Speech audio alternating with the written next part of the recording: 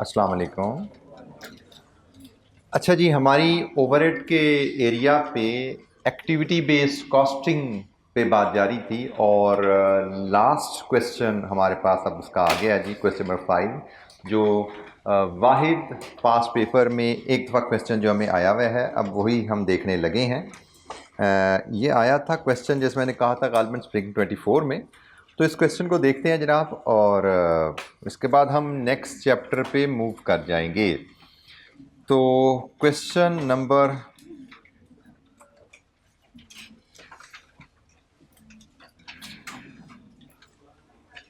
5, Shahid Pakistan limited spring 24 question 6। इसकी requirement हमारे पास है जी, हमेशा सवाल रिक्वायरमेंट से पढ़ते हैं। तो compare the profitability of each product before and after implementation of ABC। ABC implementation से पहले हर प्रोडक्ट का प्रॉफिट क्या है और इम्प्लीमेंटेशन ABC की होने के बाद प्रोडक्ट वाइज प्रॉफिट क्या आता है। प्रोडक्ट वाइज प्रॉफिट निकालना अभी हमने इलस्ट्रेशन 4 गालिबन किया था, उसमें भी यही काम हमने किया था। तो मेरा ख्याल है कोई नई चीज़ हमारे लिए यहाँ पे नहीं होगी इंशाअल्लाह, हमें कोई चैलेंज नहीं आएगा। और ABC तो वैसे ही मुझे तो लगता है एक बोनस सवाल है, ओवरहेड से चैप्टर 3 से आ जाए चैप्टर 4 से आ जाए, दोनों ही बोनस सवाल हैं। Shahid Pakistan limited is engaged in the production of 3 products J, K and L. Following is the extract from its latest annual management accounts. Quantity produced and sold JKL. Then further information rupees in million में material, labor, factory overheads, sales overheads and total. ये आपके units जो आपने बेचे हैं और ये गालिबन उनकी कॉस्ट की इंफॉर्मेशन मुझे लग रही है। Material, labour, factory overhead and sale overhead, ये उनकी कॉस्ट की इंफॉर्मेशन है। Traditionally SPL has allocated its factory overheads and sale overhead, इनकी बात हो रही है जी, on the basis of labour hours and sales volume respectively. Factory overheads को प्रोडक्ट्स में तकसीम किया गया है लेबर आवर की बेसिस पे और सेल्स ओवरहेड को प्रोडक्ट्स में तकसीम किया गया है on the basis of sales volume. Volume मतलब units. However, SPL is currently considering the use of activity-based costing for more accurate allocation of expenses. Following data has been collected in this regard. अब ये factory overhead और sales overhead का जो data है उससे related हमें कुछ information दी जाएगी। डाटा मजीद क्या क्या है जी, सेल प्राइस पर यूनिट हमें दे दी, मशीन आवर्स पर यूनिट दे दिए, बैच साइज हमें बता दिया गया कि ये प्रोडक्शन किस प्रोडक्शन बैचेस में होती है और हर प्रोडक्ट का बैच साइज क्या होता है। Average amount of sales order, हर प्रोडक्ट का एक ऑर्डर की वैल्यू क्या होती है रुपीज़ इन मिलियन में। और ये हमें फैक्ट्री ओवरहेड्स का 4 हिस्सों में ब्रेकअप करके टोटल क्या है और सेल्स ओवरहेड भी इसी तरह 4 हिस्सों में ब्रेकअप करके टोटल क्या बता दिया गया। 184, 144, ये देखिए ये इसका ब्रेकअप है। ये 184, 144, ये फिक्स्ड ओवरहेड्स, ये सेल्स ओवरहेड। टोटल ओवरहेड्स को 4 में ब्रेक किया गया लेबर आवर बेसिस पे, टोटल सेल ओवरहेड को 4 में ब्रेक किया गया यूनिट्स की बेसिस पे। अब उसने इन टोटल ओवरहेड्स का हमें कॉस्ट पूल वाइज ब्रेकअप दे दिया है, सेल्स का भी प्रोडक्शन का भी।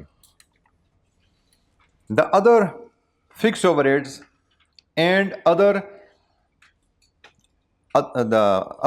Fixed factory overheads and other fixed sales overheads, ये इनकी बात हो रही है जी, ये वाली अमाउंट और ये वाली अमाउंट।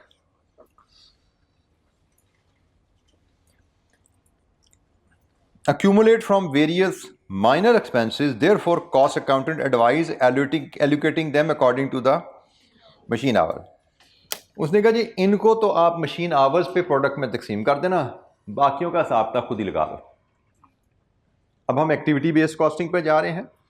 हमें इन 3 की suitable base activity driver identify करके तकसीम करना है प्रोडक्ट्स में। इन 3 का हमें आइडेंटिफाई करना है ऊपर से सूटेबल बेस और ओवरहेड को प्रोडक्ट में तकसीम करना है। पहले उसने टोटल को तकसीम किया हुआ है, आप कह रहे हैं जी टोटल ना करो, हर आइटम को अलग अलग कंसिडर करो और इन 2 को इकट्ठा करके मशीन आवर की बेस पे तकसीम करना है और उसके मुताबिक हमें P&L बनाना है। 2 P&L उसने कहा कि ABC से पहले और ABC का बाद। एबीसी से पहले का पीएनएल तो बड़ा ही आसान है भाई। कॉस्ट गिवन है आपका, रेवेन्यू आपने बनाना है, और रेवेन्यू कैसे बनेगा? यूनिट्स इनटू, ठीक है जी। तो हम पहले करंट सिस्टम के तहत पीएनएल बनाते हैं, फिर एबीसी के तहत बना लेंगे। हमें एक कॉलम टोटल का ले लेते हैं और जे के एंड एल तीन प्रोडक्ट्स आ गई। करंट सिस्टम के तहत जे के एल एंड टोटल, हम रेवेन्यू लेस टोटल कॉस्ट, ये हमारा क्वेश्चन नंबर है 5, और इसमें पार्ट तो एक ही है मेरे ख्याल में, है ना। तो ये पीएनएल है अंडर करंट स्कीम, और यहां से हमारा प्रॉफिट आ जाएगा। अच्छा, डाटा चूंकि ऑलरेडी हमें कॉस्ट उसने रुपीज़ इन मिलियन में ली हुई है, तो मैं सारा डाटा रुपीज़ इन मिलियन में ही हैंडल कर लेता हूं। टोटल कॉस्ट हमें प्रोडक्ट वाइज अवेलेबल है 290, 352, 351 and the total is 993। Sales चाहिए, तवज्जो से देखिएगा, मुझे मिलियंस में सेल्स चाहिए। 50,000 इंटू 10,000 करूंगा तो रुपीज में सेल्स आएगी जे की। तो मिलियन में चाहिए, क्या करूं? 50 × 10, 6 जीरो उड़ाने हैं ना, ठीक है। तो मैं डायरेक्ट यहां पे 50 इंटू 10, ये एक का जे का मिलियन में आ गया। 40 इंटू 12, 30 इंटू 14, ये मेरे पास डायरेक्ट मिलियंस में रेवेन्यू आ गया। ये बना 500, ये बना 480, 420, टोटल कितना हो गया? 1400। Profit 210, profit 128, profit 69 and then 407। लीजिए जी, करंट पीएनएल तो बन गया।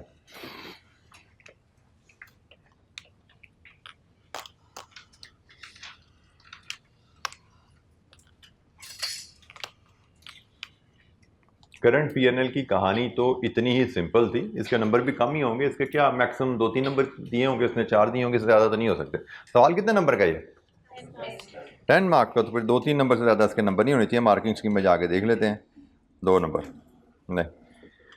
आइडेंटिफिकेशन, कंपैरिजन ना, इसके अलग से नंबर दिया ही नहीं है उसने। Comparison in each product before and after implementation of activity, 2 number तो कंपैरिजन के दे रहे हैं। तो मैक्सिमम जो मेरा अंदाजा था 2 से ज़्यादा नहीं होंगे, तो वो शायद 1 नंबर ही है इसका, क्योंकि 1 नंबर तो कंपैरिजन पे लग जाएगा। एनीवेज कि हमारा काम ये ख़त्म हुआ। अब हमें एबीसी के तहत चलना है। एबीसी का फॉर्मेट कैसे होगा? पीएनएल बनना है। अब रेवेन्यू तो यही है, लेकिन कॉस्ट अब हमें अलग-अलग देखनी पड़ेगी। मटेरियल, लेबर एंड ओवरहेड्स के हिस्से, और फैक्ट्री ओवरहेड कैसे, और सेल्स ओवरहेड कैसे। हम यहां से इसका फॉर्मेट अगर बिल्ड करना शुरू करें तो चलें जी, इधर ही आ जाते हैं। इसी के नीचे मेरा ख्याल है एडजस्ट करने की कोशिश करते हैं।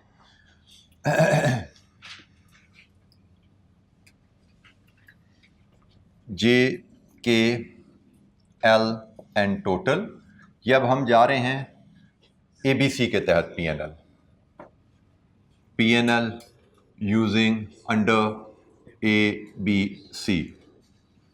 इसमें हमें अब एक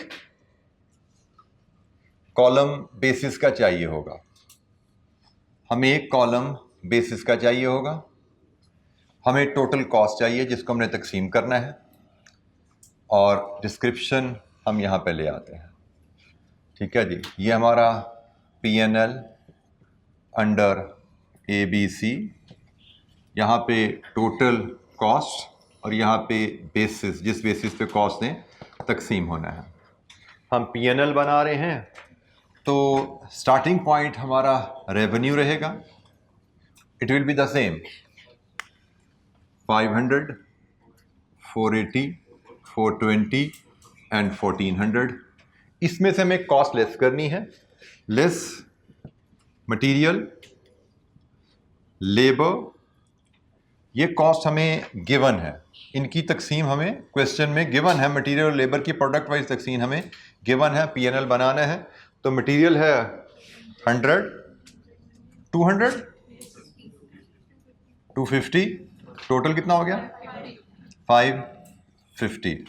लेबर गिवन है 50, 40, 25, टोटल हो गया 115. ये हमें गिवन था. अब हमें ओवरहेड्स को टुकड़ों में करके तकसीम करना है. ये वाली तकसीम हमने रिजेक्ट कर देनी है.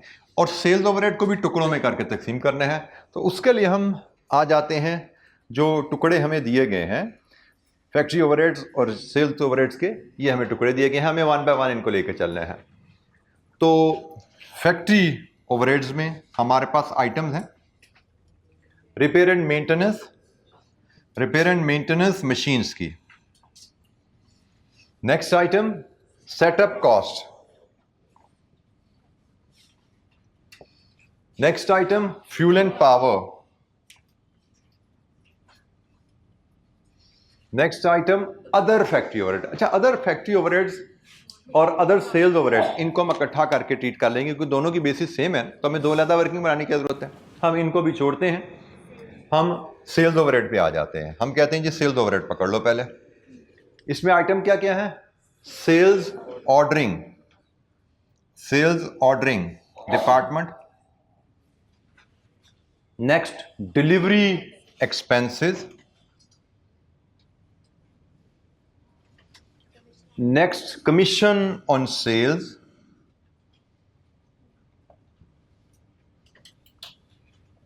और आखिर में अदर ओवरहेड्स हम कंबाइन कर लेंगे. अदर ओवरहेड्स जिसमें फैक्ट्री के और सेल्स के दोनों इकट्ठे आ जाएंगे. अच्छा जी, टोटल कॉस्ट में हम इस कॉलम में वही कॉस्ट ला रहे हैं जो हमें तकसीम करनी है. रिपेयर एंड मेंटेनेंस की टोटल कॉस्ट जो हमें तकसीम करनी है वो 27 है. सेटअप कॉस्ट जो टोटल हमें तकसीम करनी है वो 24 है. Fuel and power 99. Sales order processing 6. Delivery expenses 54. Commission 70. और अदर ओवरहेड 34 प्लस 14 48. ठीक हो गया. ये हैं खर्चे जिनको अब हमने प्रोडक्ट में तकसीम करना है सूटेबल बेस आइडेंटिफाई करके. और इसकी बेस हमें उसने ऑलरेडी गिवन है. हमें अदर ओवरहेड की बेस बताई हुई है. क्या है? Machine hours. बाकियों का हम सोचते हैं उनका हमें क्या करना है. बट ये फॉर्मेट है जनाब. और हमें रेवेन्यू में से सारी कॉस्ट लेस करनी है. तो यहां तक पहुंचेंगे तो हमारे पास प्रॉफिट अवेलेबल हो जाएगा. Net profit.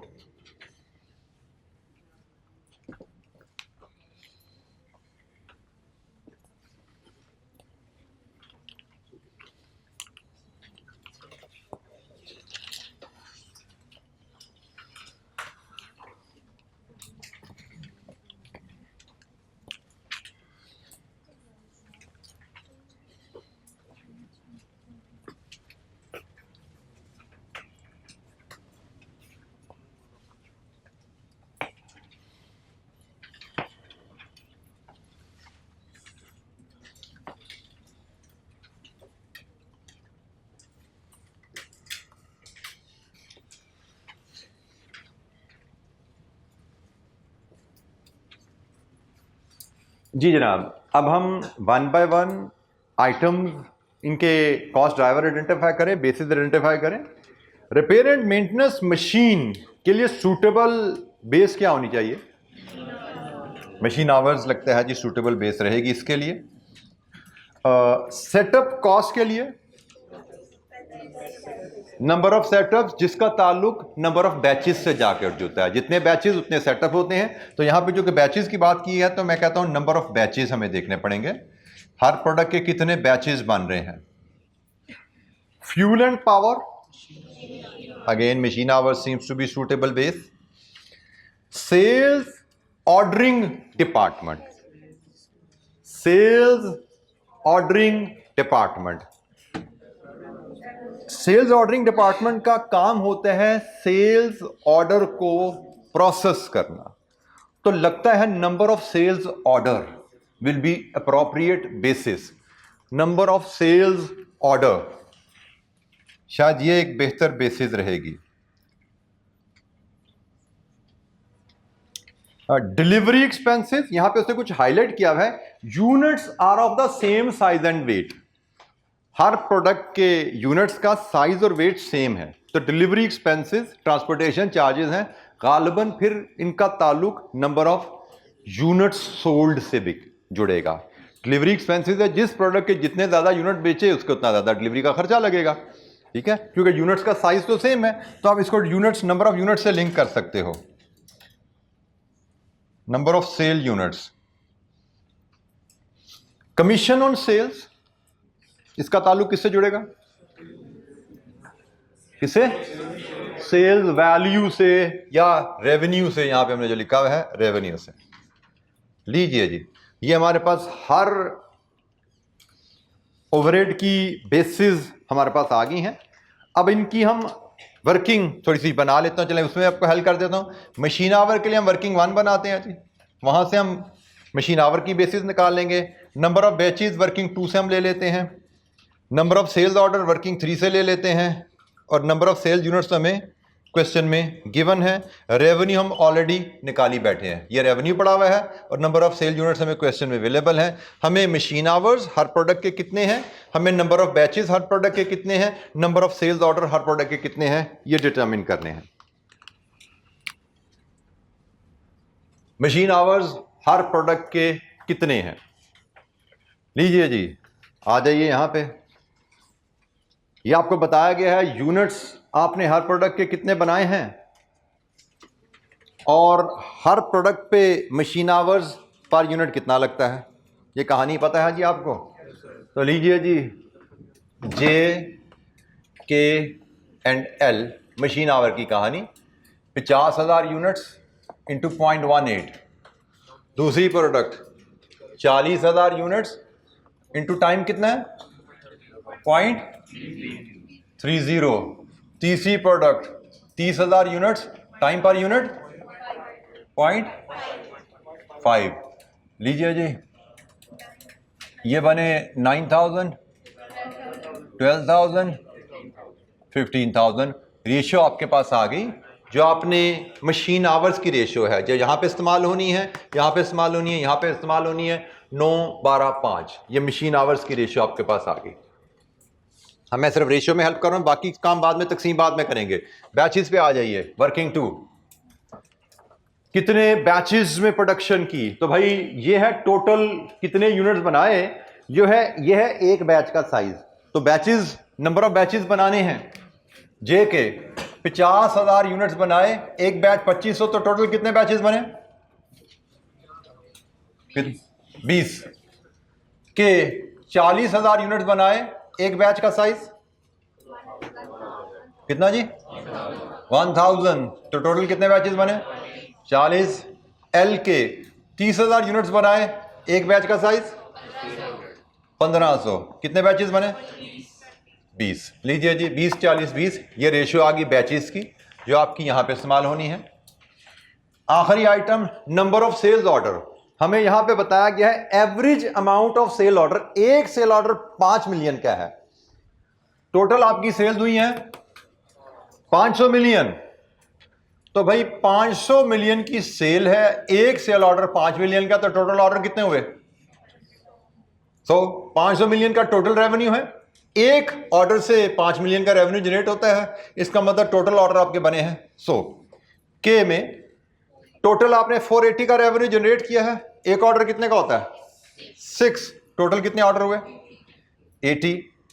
एल में रेवेन्यू जनरेट किया आपने 420 का, एक ऑर्डर साइज 760, लीजिए जी ये नंबर ऑफ सेल्स ऑर्डर की रेशियो आ गई। तो 1 2 3 सारी रेशियोज आपके पास कंप्लीट हो गई हैं। Number of sale units given है, उसमें हमें कोई दिक्कत नहीं है। रेवेन्यू हमारे सामने है, दिक्कत नहीं है। अब सारी बेसिस आपके सामने आइडेंटिफाइड हैं, इन बेसिस के मुताबिक तकसीम कीजिए, प्रॉफिट बताइए क्या आ रहा है। एबीसी के तहत प्रॉफिट कैलकुलेट कीजिए, और कोई बात बेटा समझ नहीं आई तो पूछिए। किसी बेस की आइडेंटिफिकेशन, उस बेस की रेशियो कैलकुलेशन में कोई दिक्कत है तो पूछिए।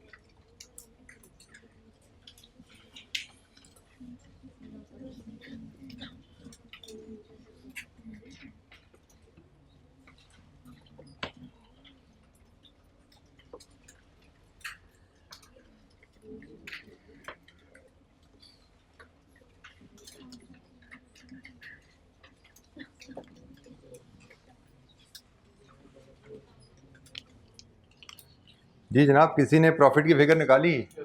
जे का प्रॉफिट 250.5 कितना जी? 126 13 30.5 और टोटल तो सेम ही होगा 407। टोटल में तो कोई चेंज नहीं आता क्योंकि बेसिकली खर्चों की तकसीम बदली है, टोटल खर्चा तो उतना ही है। ये हमारा प्रोडक्ट वाइज प्रॉफिट आ गया। अगर हम ABC पे शिफ्ट करें तो किसी बच्चे को इन प्रॉफिट से कोई डिसएग्रीमेंट है? ये प्रॉफिट्स हमारे ठीक हैं, ये आंसर्स सारे ठीक हैं, तो एज़ पर बुक मैच हो रहे हैं। कोई एतराज़ किसी बच्चे को किसी कैलकुलेशन में कोई दिक्कत है तो पूछिए बेटा। मैं रिपीटेडली कहता हूँ, आपका काम है क्लासरूम में चीज़ें जो एक्सप्लेन की जाएँ, कॉन्सेप्ट्स, लॉजिक, असूल बताए जाएँ, उनको सीखना और उनकी एप्लीकेशन की प्रैक्टिस का जब मौका दिया जाए क्लास में, क्लास एक्टिविटी की सूरत में, तो उस पर टाइम लगाना और उससे मैक्सिमम बेनिफिट हासिल करना। कोई चीज़ समझ ना आए, यू मस्ट ऑलवेज आस्क। जी बेटा, नंबर ऑफ सेल्स ऑर्डर। बेटा हमें रेवेन्यू पता है कि टोटल हमने कितने रुपए की सेल की, और हमें एक ऑर्डर की सेल एवरेज रेवेन्यू, किताब खोलो जरा, वो नीचे चली गई यहाँ पे तो नज़र नहीं आ रही है आपको। Average amount of sales order, एक ऑर्डर 5 मिलियन का है, टोटल 500 मिलियन की सेल की है, तो कितने ऑर्डर बेचे टोटल? 500 बटा 500, तो हमने टोटल सेल्स माइनस एक ऑर्डर की सेल निकाली, तो नंबर ऑफ ऑर्डर्स आ गए हमारे पास।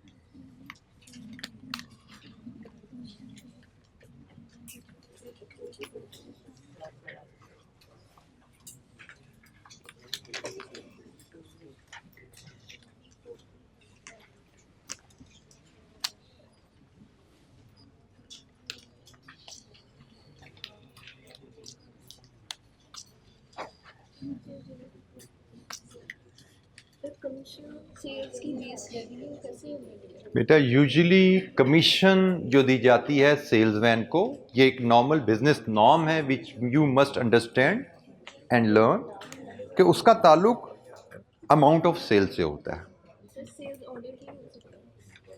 बेटा सेल्स ऑर्डर, एक बंदा 1 यूनिट का सेल ऑर्डर लाया, एक बंदा 100 यूनिट का सेल ऑर्डर लाया, दोनों की कमीशन बराबर होगी, तो सेल ऑर्डर नहीं हो सकता, ठीक है।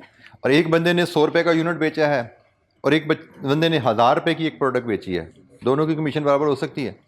नहीं हो सकती। तो लॉजिकली कमीशन का ताल्लुक, सेल्स कमीशन का ताल्लुक सेल्स वैल्यू से होता है, कितने रुपए की सेल्स वैल्यू आपने जनरेट की, अल्टीमेटली रेवेन्यू।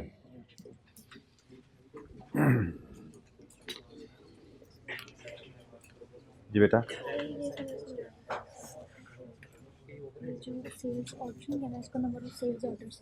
ऑर्डरिंग कॉस्ट है तो नंबर ऑफ सेल्स ऑर्डर की बेस पे तकसीम कर दिया। बेटा ये average amount of sale order है कि एक ऑर्डर कितने रुपए का होता है प्रोडक्ट जे में, एक ऑर्डर का साइज है। मुझे तो नंबर ऑफ ऑर्डर्स चाहिए कि जे के टोटल कितने ऑर्डर आए, तो कैसे आएंगे? एक ऑर्डर 5 मिलियन का है और टोटल मैंने 500 मिलियन की सेल की है, तो क्या करूं मैं? तो यही किया मैंने, 500 मिलियन को 5 से डिवाइड कर दिया, पता लगा 100 ऑर्डर में मेरी सेल, 100 ऑर्डर आए हैं जे के। इसी तरह के हमने निकाले में 80 ऑर्डर आए हैं और एल के हमारे पास 60 ऑर्डर आए हैं। Number of orders, working number 3। बेटा रेवेन्यू, रेवेन्यू इधर नहीं है, रेवेन्यू वो बोर्ड पे लिखा हुआ है, ये यूनिट्स हैं।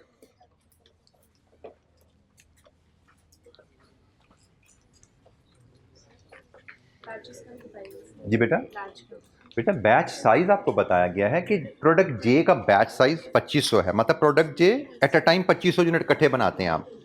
तो हमने देखना है टोटल कितने बैचेस प्रोडक्ट जे के बने होंगे, तो टोटल यूनिट जितने बनाए हैं उसको बैच साइज से डिवाइड कर दो, 50,000 बटा 2 2500, तो हमारे जे के 20 बैचेस बने हैं। हमने जे की प्रोडक्शन 20 बैचेस में की है, तो 20 दफ़ा उसकी मशीन को सेटअप किया गया होगा जे के लिए। के लिए 40 दफ़ा मशीन सेटअप की गई होगी और एल के लिए 20 दफ़ा मशीन सेटअप की होगी, क्योंकि एल के भी 20 बैचेस बने हैं। तो सेटअप कॉस्ट को हमने नंबर ऑफ बैचेस की रेशियो में तकसीम किया, क्योंकि number of batches is equal to number of setups. Production process में ऐसे ही चलता है।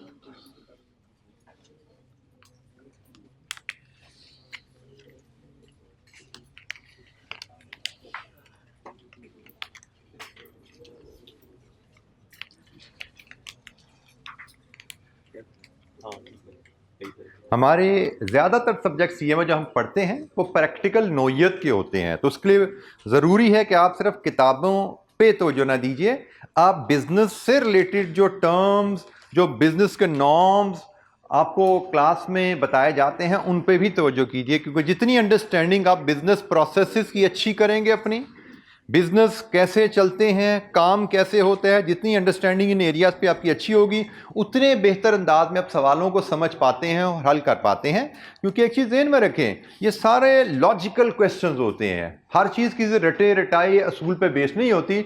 जो चीज़ आपको किसी असूल से कनेक्ट नहीं हो रही, लॉजिकली सोच लो कि भाई लॉजिकली क्या बेहतर है। जैसे आपके साथी ने भी सवाल किया था कि भाई कमीशन का रेवेन्यू से ताल्लुक क्यों है, इसका नंबर ऑफ ऑर्डर से ताल्लुक क्यों नहीं है, तो मैंने लॉजिकली जस्टिफाई किया कि सेल्स कमीशन का नंबर ऑफ ऑर्डर से ताल्लुक नहीं हो सकता, नंबर ऑफ यूनिट से ताल्लुक नहीं हो सकता। Logically speaking sales commission reward है किसी वर्कर की, सेल्स कमीशन सेल्समैन का रिवॉर्ड है, उसका रिवॉर्ड उसकी परफॉर्मेंस से लिंक होगा और वो परफॉर्मेंस मेजर की जानी चाहिए सेल्स रेवेन्यू से।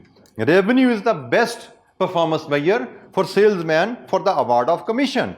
और आपको ये चीजें, ये सोच डेवलप करनी है with the understanding of the business. जितनी अच्छी अंडरस्टैंडिंग बिजनेस की, उतनी अच्छी अंडरस्टैंडिंग बिजनेस के प्रॉब्लम की, उतनी अच्छी एबिलिटी टू प्लान आंसर। जी भाई,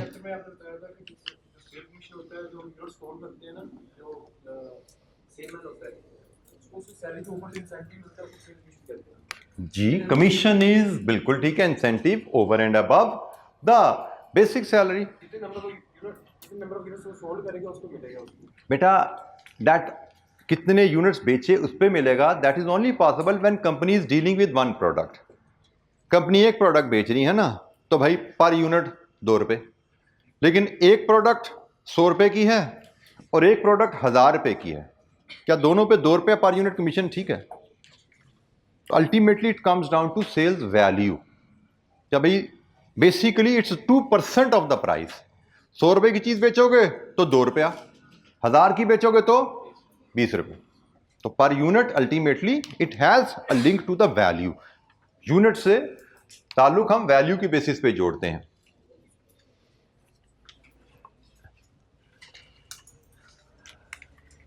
तो आपको कहा जाए 2% ऑफ सेल वैल्यू है, या कह दिया जाए इसका 2 रुपए पर यूनिट है, इसका 20 रुपए पर यूनिट है, एक ही बात है ना। पर यूनिट में बता दो या वैल्यू में बता दो, बट असल में लिंक कमीशन का वैल्यू से जुड़ता है, वैल्यू से फिर पर यूनिट में कन्वर्ट करते हैं आप उसको।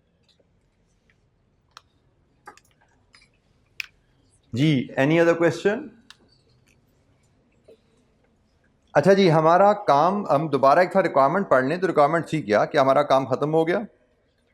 कंपेयर, काम खत्म नहीं हुआ बेटा।